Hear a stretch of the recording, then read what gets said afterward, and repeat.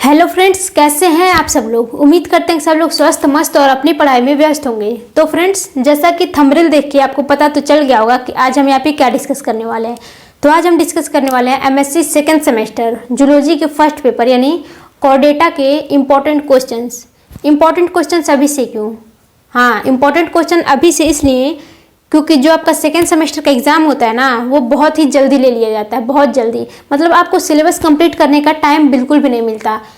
Time मिलता है आप लोग को सिर्फ 4.5 से 5 महीने, ठीक है। 4.5 से 5 महीने में आप लोग को इतना बड़ा सिलेबस कंप्लीट करना होता है, जो कि इम्पॉसिबल सा लगता है। थोड़ा थोड़ा तो इम्पॉसिबल लगेगा, हाँ हो सकता है, कंप्लीट हो सकता है, लेकिन मुश्किल से होता है, ठीक ना। तो इसलिए हम अब डिस्कस करेंगे सिर्फ इम्पॉर्टेंट क्वेश्चंस को हम लोग डिस्कस करेंगे। जो सेकंड सेमेस्टर है ना, उसमें सिर्फ हम लोग इम्पॉर्टेंट क्वेश्चन देखेंगे और इम्पॉर्टेंट क्वेश्चन इतना देख लेंगे कि उससे बाहर आप लोग को कुछ पूछा नहीं जाएगा एग्जाम में, ठीक है।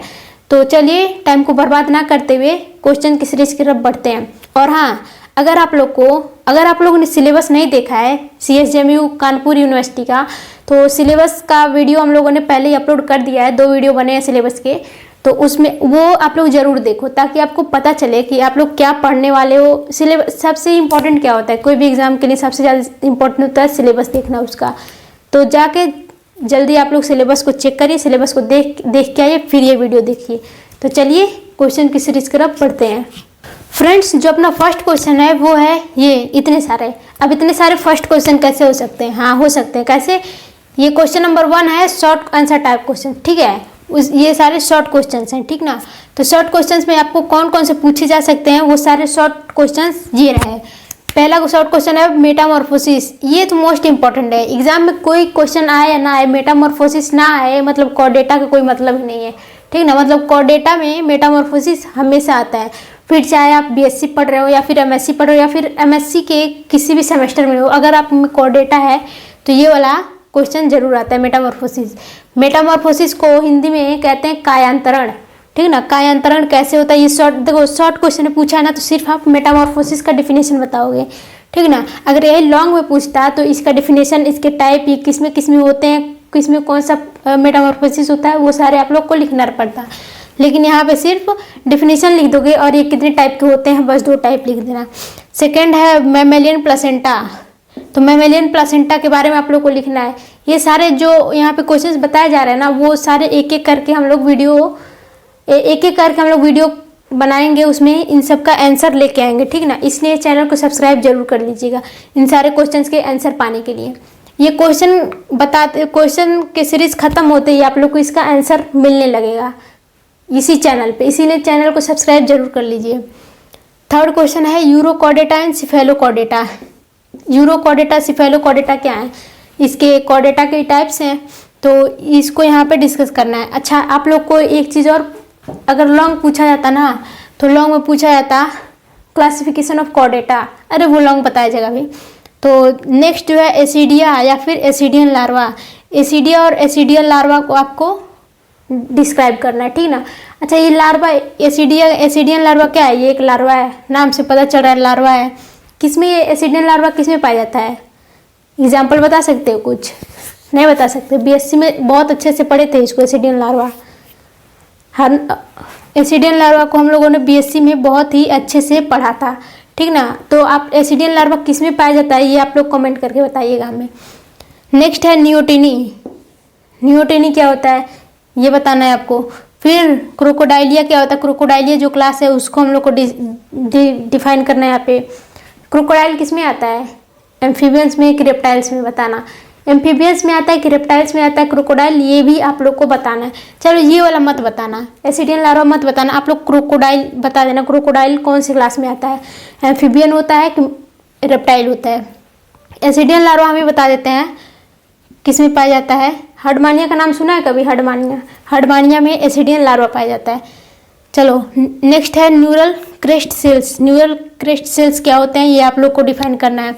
नेक्स्ट है बोनीफिश और कार्टिलेजियस फिश, ये भी आप लोग को पढ़ना है इस चैप्टर में। बोनीफिश क्या होते हैं, कार्टिलेजियस फिश क्या होते हैं, वो सारे बोनीफिश के साथ साथ आप लोग कार्टिलेजियस फिश भी पढ़ लेना। पढ़ क्या लेना अभी पढ़ाएंगे। इसी चैनल पे आप लोग को सारे क्वेश्चंस के आंसर दिए जाएंगे। नेक्स्ट है retrogressive Metamorphosis and progressive Metamorphosis. अच्छा देखो यहाँ पे मेटामॉर्फोसिस यहाँ पे दे रखा था, मेटामॉर्फोसिस दे रखा है, फिर आप लोग को मेटामॉर्फोसिस भी पूछा जाता क्या होता है, या फिर रिट्रोग्रेसिव मेटामॉर्फोसिस क्या होता है, या फिर प्रोग्रेसिव। इन तीनों में से कोई एक क्वेश्चन जरूर आएगा एग्जाम में। उम्मीद तो इसी का है मेटामॉर्फोसिस का, क्योंकि ये थोड़ा लॉन्ग में हो जाता है। मेटामॉर्फोसिस आपको लॉन्ग में भी पूछा जाता है, तो लॉन्ग में पूछेगा तो ये दोनों आप लोगों को खुद से डिफाइन करना रहेगा। ये प्रोग्रेसिव क्या होता है, रिट्रोग्रेसिव क्या होता है, और रिट्रोग्रेसिव मेटामॉर्फोसिस कौन से एनिमल में पाया जाता है, प्रोग्रेसिव कौन से एनिमल में पाया जाता है, तो ये सब आप लोग को लॉन्ग में लिखना पड़ेगा। तो यहाँ पे शॉर्ट पूछा है तो शॉर्ट में सिर्फ रिट्रोग्रेसिव लिखोगे, इसका एग्जाम्पल लिख दोगे किस में पाया जाता है। प्रोग्रेसिव पूछा है मेटामॉर्फोसिस, तो प्रोग्रेसिव में इसका डिफिनीशन लिखोगे, ये किस में पाया जाता है वो लिख दोगे, तो उतना कंप्लीट हो जाएगा। तो ये अपने सारे लॉन्ग क्वेश्चंस थे, ठीक ना, लॉन्ग क्वेश्चन से। और आप लोग का एक क्वेश्चन ये क्रोकोडाइल कौन से क्लास में आता है, ये आप लोग कमेंट करके ज़रूर बताना, गलत ही बताना लेकिन कमेंट करके ज़रूर बताना, देखें आपको कितना आता है। चलो जो अपना क्वेश्चन नंबर 2 है, मतलब ये सारे क्वेश्चन नंबर 1 शॉर्ट्स थे, शॉर्ट क्वेश्चन थे। अब इसमें लॉन्ग क्वेश्चन हम लोग इधर देखेंगे, ये सारे लॉन्ग क्वेश्चन है। तो क्लासिफिकेशन ऑफ कोर्डेटा, देखो कोर्डेटा का क्लासिफिकेशन, ये बहुत ही बड़ा आंसर हो जाता है इसका, सबसे लॉन्ग आंसर इसी का होता है क्लासिफिकेशन। कोर्डेटा बहुत सारे क्लासेस होते हैं, जैसे सिफेलोकोर्डेटा, यूरोकोर्डेटा, हेमिकोर्डेटा, एग्नेथा वगैरह सब इसी में आते हैं। और इधर हम लोगों ने कुछ पढ़ा था, हाँ यूरोकोर्डेटा, सिफेलोकोर्डेटा, ये सारे हम लोग इसी में आते हैं, क्लासेस होते हैं किसके, कोर्डेटा के। तो ये सारे हम लोग इसमें लिखेंगे। नेक्स्ट जो क्वेश्चन है वो है development of alimentary canal. Alimentary canal का डेवलपमेंट बताना है आपको। तो डेवलपमेंट कौन से एनिमल का बताना है आपको, ये नहीं कि मैन का ही बताने लगो, ह्यूमन का बताने लगो, इसमें बताना है एम्फीबियंस का। एम्फीबियंस का एलिमेंट्री कैनाल का डेवलपमेंट, या फिर जो लोअर कॉर्डेट्स होते हैं, लोअर कॉर्डेट्स जैसे कि एम्फीबियन, रेप्टाइल, मैमल्स में भी हायर ऑर्गेनिज्म का नहीं, इसमें एम्फीबियंस का यहाँ पे लिख भी देते हैं एम्फीबियन।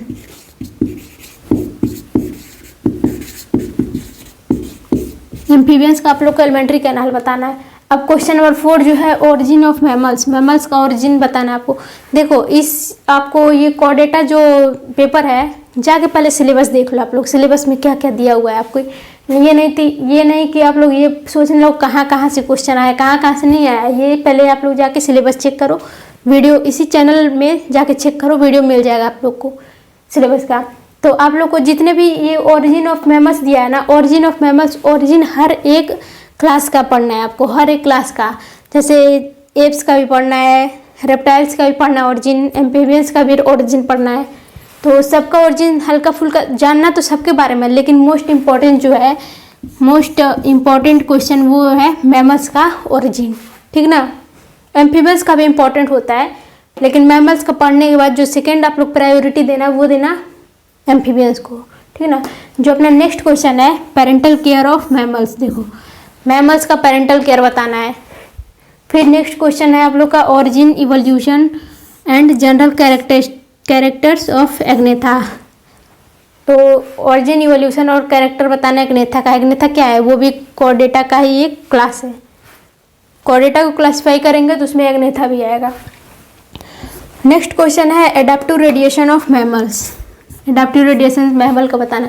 देखो इस सिलेबस में ना, जैसे हम लोगों ने बताया कि ओरिजिन पढ़ना है सारे क्लासेस का, वैसे ही आपको एक मोस्ट इम्पॉर्टेंट जो होता है वो एडाप्टिव रेडिएशन होता है।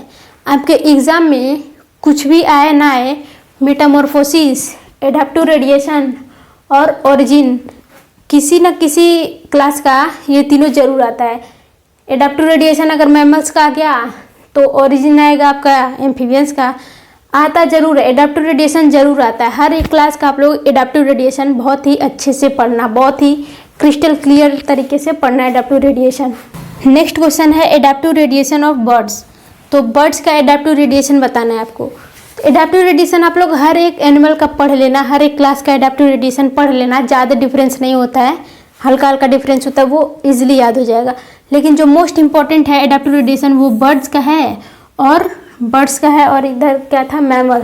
ये दोनों एडाप्टिव रेडिएशन बहुत ही इंपॉर्टेंट है, ये जरूर पढ़ के जाना। और दो बाकी हैं उन सबको भी हल्का फुल्का पढ़ लेना, देख लेना उसके बारे में क्या होता है।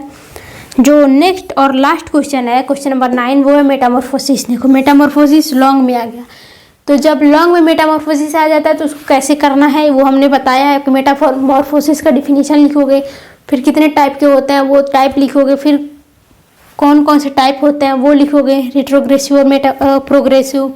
फिर रिट्रोग्रेसिव क्या होता है, ये प्रोग्रेसिव क्या होता है, ये सारे आप लोग डिफाइन करते जाओगे अच्छे से, इसके एग्जाम्पल सेट लिखते जाओगे और डायग्राम बनाना कभी ज़िंदगी में नहीं भूलोगे, ठीक ना।